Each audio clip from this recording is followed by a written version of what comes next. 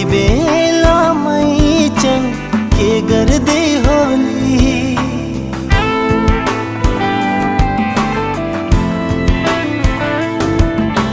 मनै बराल्ने न्याहुलको बोली यति बेलामै चन के गर्दै होली। पिँढीमा बसेर के कुरा गर्दी हो, कहिले हाँस्दी हो कहिले रुदी हो। मलाई नै सम्झेर